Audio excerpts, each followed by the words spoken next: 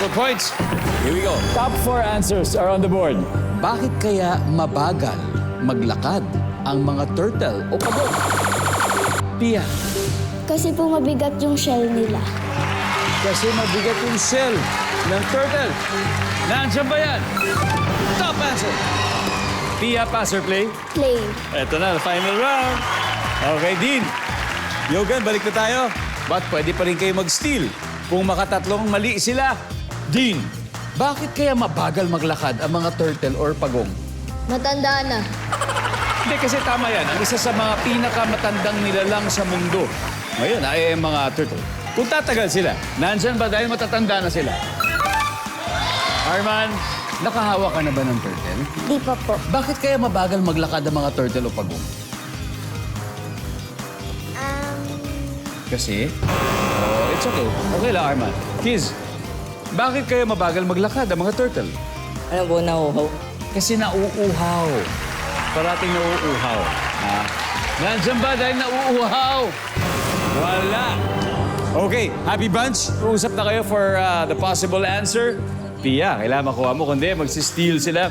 Again, bakit kaya mabagal maglakad ang mga turtle? Kasi po mahina sila. Mahina.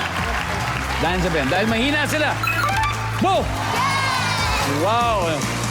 Kasi wala silang lakas. Din, isa na lang. Bakit kaya mabagal maglakad ang mga turtle? Oh. So, ibig sabihin, pwede mag-steal ang Happy Bunch. Kids, one correct answer, that's all we need. Yogan, why does a turtle move too slow? Bakit mabagal ang mga turtle? Bakit yan? Because they're on land. Because they're on land. Emily, Because they're on land. because they are on land. Okay? Jerry? Because they're on land. Mukhang talagang nag-usap-usap talaga sila. Bakit kaya mabagal ang mga turtle o mga pagong? Bakit mabagal maglakad? Because they're on land. Alright, sabi ni Alexa. Dahil nasa lupa sila. Kung tama sagot nila, mananalo sila. Nandyan ba? Because they are on land. Survey says... Alright. Tignan natin. Ano ba ito? Everybody, let's see it. Number 2. Because they have short feet. Why, Yogan? Nahulaan mo yun? After we decided that was us thinking, no. Sayang. You were that close. Diba? But that's So good. was it too far? But you guys did great. You guys did great. Emily, Jerry, Alexa, dahil po dyan, ang Sporty Champions, 426 points. Happy Bunch, 86 points. You kids played well.